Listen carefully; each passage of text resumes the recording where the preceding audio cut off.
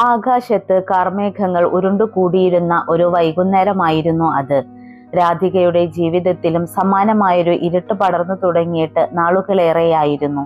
തന്റെ 30കളിലേക്ക് കടക്കുന്നതിനിടെ തന്നെ വിധവയാകേണ്ടി വന്ന ഒരു സ്ത്രീയുടെ നിസ്സഹായാവസ്ഥ ആ മുഖത്ത് നിഴലിച്ചിരുന്നു.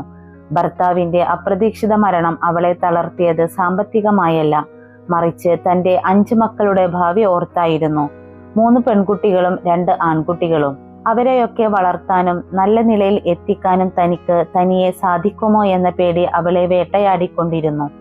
ഭർത്താവിന്റെ മരണശേഷം അവളുടെ ജീവിതം വീടിനുള്ളിലെ 4 ചുവരുകൾക്കിടയിൽ മാത്രമായിരുന്നു.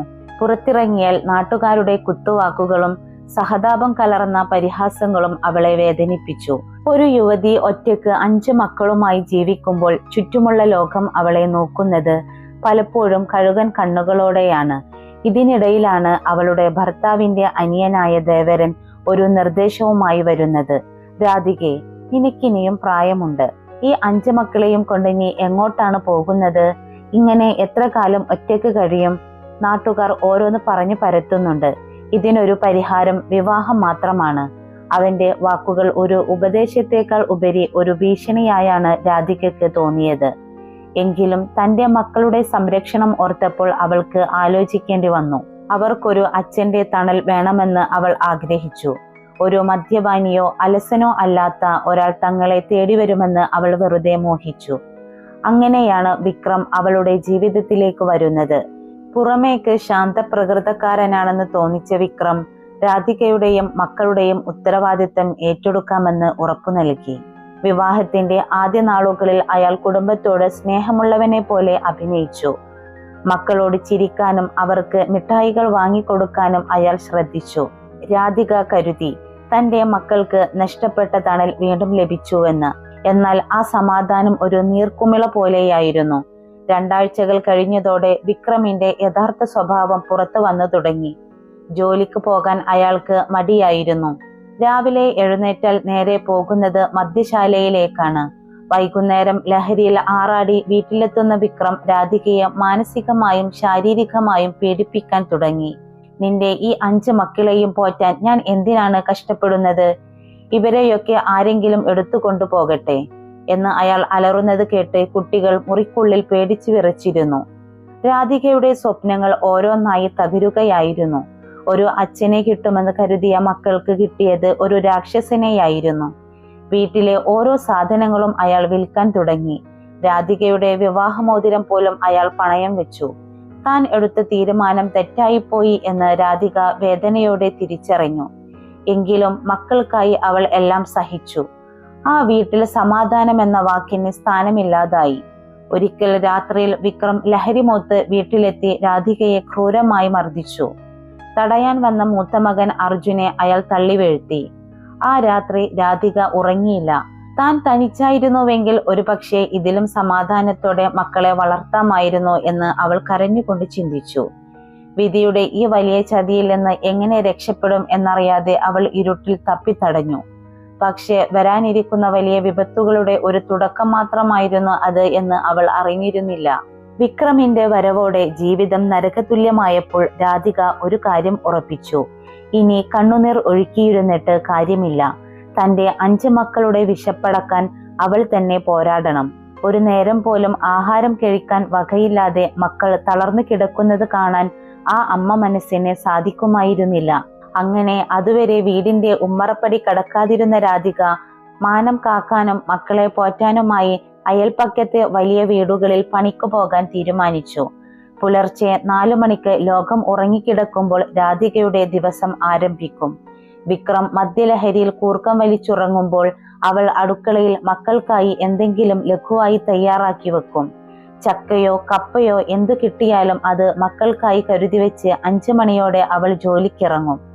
വലിയ തറവാടുകളിൽ പാത്രം കഴുകാനും മുറ്റും തൂക്കാനും കഠിനമായ അലക്കുജോലികൾ ചെയ്യാനും അവൾ മടിച്ചില്ല. കൈവെള്ളയിൽ തഴമ്പ് വീഴുമ്പോഴും നടുവ് വേദനിക്കുമ്പോഴും അവൾ ചിന്തിച്ചത് മക്കളുടെ പുസ്തകങ്ങളെക്കുറിച്ചും അവരുടെ വസ്ത്രങ്ങളെക്കുറിച്ചുമായിരുന്നു. വൈകുന്നേരം ജോലി കഴിഞ്ഞ് കിട്ടുന്ന തുച്ഛമായ പൈസയുമായി അവൾ വീട്ടിലെത്തുമ്പോൾ വിക്രം പഠിക്കലുണ്ടാകും. നീ സമ്പാദിച്ച പണം ഇങ്ങ് തന്നേക്ക്, എനിക്ക് അല്പം അത്യാവശ്യമുണ്ട് എന്ന് പറഞ്ഞ് അയാൾ അവളെ തടഞ്ഞു നിർത്തും. മദ്യപിക്കാൻ പണം കൊടുക്കാത്ത ദിവസങ്ങളിൽ അയാൾ അവളെ ക്രൂരമായി മർദ്ദിച്ചിരുന്നു. മക്കളുടെ മുന്നിൽ വെച്ച് അമ്മ തല്ലുവാങ്ങുന്നത് കണ്ട് മൂത്ത മകൻ അർജുനും അനന്യയും വിങ്ങിപ്പൊട്ടി. ഒരിക്കൽ വിക്രം രാധികയുടെ തല ഭിത്തിയിലടിച്ചു പരിക്കേൽപ്പിച്ചു. ചോര ഒലിക്കുന്ന മുറിവുമായി അവൾ അടുക്കളയിൽ പണിയെടുക്കുകയായിരുന്നു. ആ ദൃശ്യം കണ്ട അനന്യയുടെ ഉള്ളിൽ വലിയൊരു മാറ്റം സംഭവിച്ചു. 16 വയസ്സ് മാത്രം പ്രായമുള്ള അനന്യ ഒരു ദിവസം അമ്മയുടെ അരികിൽ വന്നിരുന്നു. അമ്മേ, ഇനി അമ്മ മാത്രം കഷ്ടപ്പെടേണ്ട, ഞാൻ പഠനം നിർത്തുകയാണ്, അവൾ ഉറച്ച സ്വരത്തിൽ പറഞ്ഞു. രാധിക അത് കേട്ട് ഞെട്ടിപ്പോയി. അരുത് മകളെ, നിന്റെ പഠനം മുടക്കരുത്. അച്ഛൻ പോയെങ്കിലും നിങ്ങൾക്ക് ഒരു നിലയുണ്ടാക്കാനാണ് ഞാൻ ഓടുന്നത്, രാധിക കരഞ്ഞുകൊണ്ട് പറഞ്ഞു. പക്ഷേ അനന്യ വഴങ്ങിയില്ല. അമ്മേ, ഈ നരകത്തിലിരുന്ന് എനിക്ക് പഠിക്കാൻ കഴിയില്ല. എനിക്ക് തയ്യൽ അറിയാം. അടുത്തുള്ള കടയിൽ ഞാൻ ജോലിക്ക് പോയിക്കോളാം. അമ്മയെ സഹായിക്കാൻ എനിക്കും അവകാശമില്ലേ? ആ ചോദ്യത്തിന് മുന്നിൽ രാധികക്ക് മറുപടിയില്ലായിരുന്നു. അനന്യ തയ്യൽ ജോലിക്ക് പോയി തുടങ്ങിയതോടെ വീട്ടിൽ സാമ്പത്തികമായി ചെറിയൊരു ആശ്വാസം വന്നു തുടങ്ങി. അവൾ കൊണ്ടുവരുന്ന പണം കൊണ്ട് അനിയന്മാർക്ക് നല്ല വസ്ത്രങ്ങളും ഭക്ഷണവും നൽകാൻ രാധികക്ക് കഴിഞ്ഞു. എന്നാൽ ആ സന്തോഷത്തിന് പിന്നിൽ മറ്റൊരു ഭയം പതുങ്ങിയിരിപ്പുണ്ടായിരുന്നു. വിക്രമിന്റെ നോട്ടം അനന്യയുടെ മേൽ പതിയുന്നത് രാധിക ശ്രദ്ധിച്ചു തുടങ്ങി. ലഹരിമൂത്ത സമയങ്ങളിൽ അയാൾ അനന്യയുടെ മുറിക്ക് ചുറ്റും വട്ടമിട്ട് നടക്കും. മകൾ വളർന്നു വലുതാകുന്നത് ഒരമ്മക്ക് എന്നും അഭിമാനമാണ്. പക്ഷേ വിക്രമിനെ പോലൊരു മനുഷ്യൻ വീട്ടിലുള്ളപ്പോൾ അത് രാധികക്ക് വലിയൊരു ആകുലതയായി മാറി.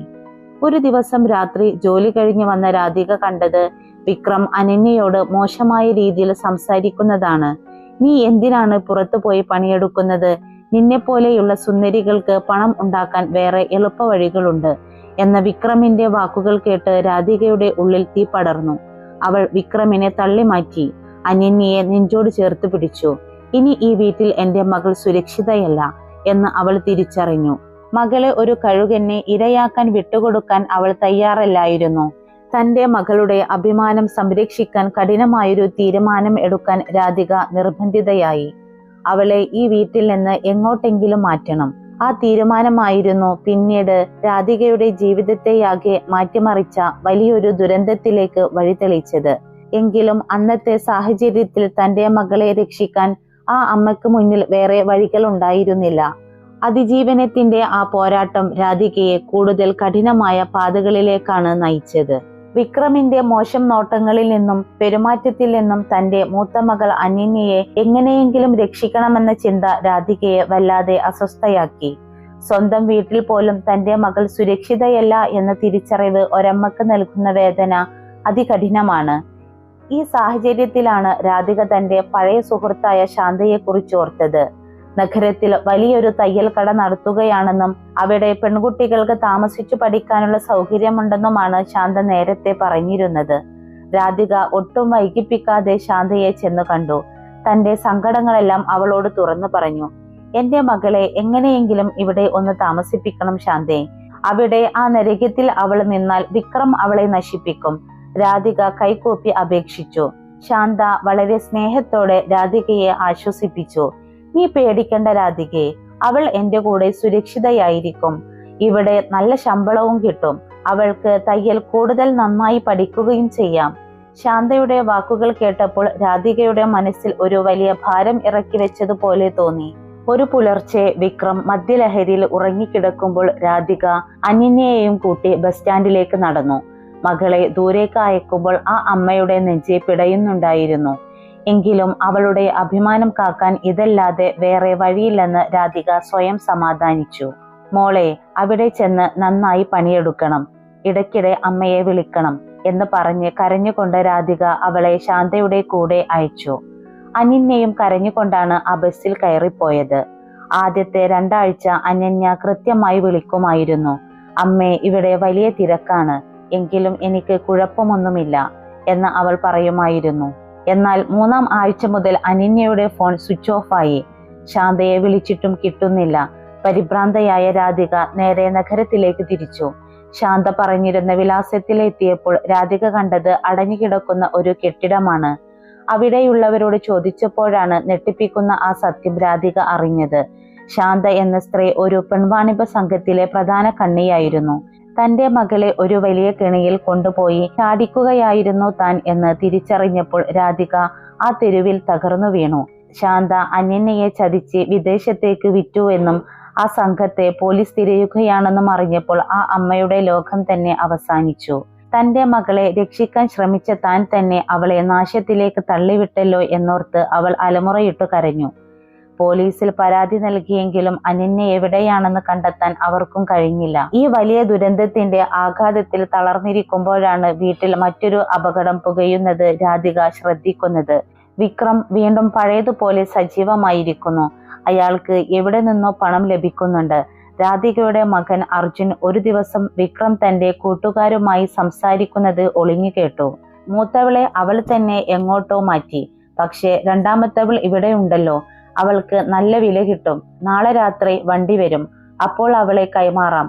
വിക്രമിന്റെ ഈ വാക്കുകൾ കേട്ട അർജുൻ ഓടിച്ചെന്ന് അമ്മയോട് വിവരം പറഞ്ഞു. രണ്ടാമത്തെ മകൾ സ്നേഹയെ വിൽക്കാൻ വിക്രം കരാർ ഉറപ്പിച്ചിരിക്കുന്നു എന്നറിഞ്ഞപ്പോൾ രാധികയുടെ ഉള്ളിൽ ഒരു സിംഹത്തിന്റെ കരുത്ത് വന്നു. ഒരമ്മയുടെ പോരാട്ടം അവിടെ തുടങ്ങുകയായിരുന്നു. തന്റെ ഒരു മകളെ തനിക്ക് നഷ്ടപ്പെട്ടു, പക്ഷേ സ്നേഹയെ വിട്ടുകൊടുക്കാൻ അവൾ തയ്യാറില്ലായിരുന്നു. വിക്രം ഉറങ്ങുന്ന സമയം നോക്കി ബാക്കിയുള്ള 4 മക്കളെയും കൂട്ടി ആ രാത്രിയിൽ രാധിക ആ വീടിന്റെ പടിയിറങ്ങി.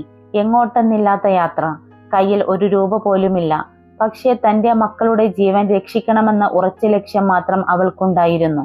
മഴ പെയ്യുന്ന ആ രാത്രിയിൽ മക്കളെയും ചേർത്ത് പിടിച്ച് രാധിക റെയിൽവേ സ്റ്റേഷനിലേക്ക് ഓടി. അവിടെ വെച്ച് അവൾ ഒരു കാര്യം ഉറപ്പിച്ചു.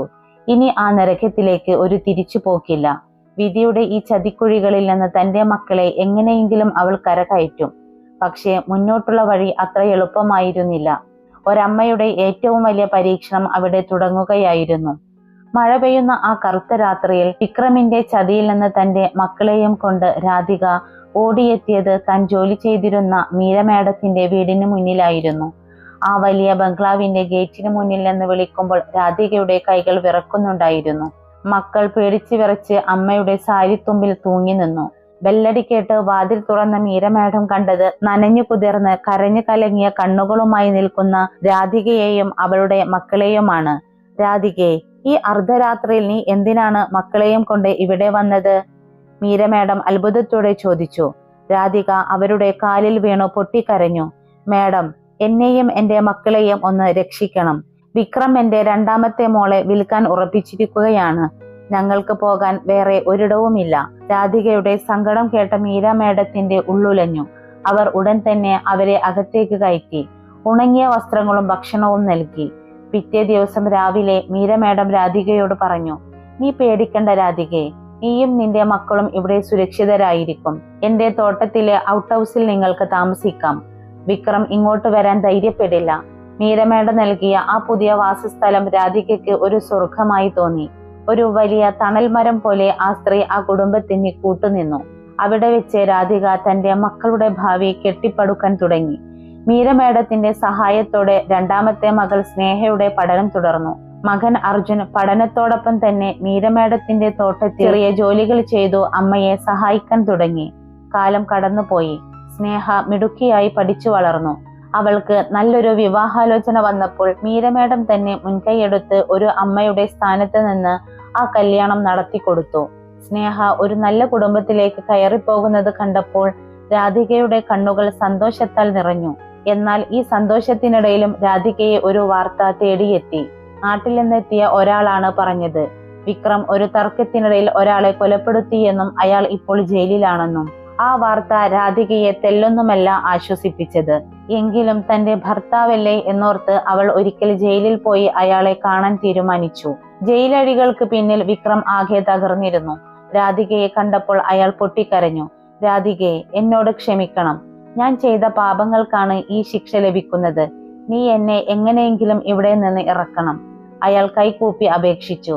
എന്നാൽ രാധികയുടെ മനസ്സിൽ ആ പഴയ നരകത്തിലെ ദൃശ്യങ്ങളാണ് തെളിഞ്ഞു വന്നത്. തന്റെ മകളെ വിൽക്കാൻ കരാർ ഉറപ്പിച്ച മൂത്ത മകളെ എന്നേക്കുമായി നഷ്ടപ്പെടുത്തിയ ആ മനുഷ്യനോട് ക്ഷമിക്കാൻ അവൾക്കായില്ല.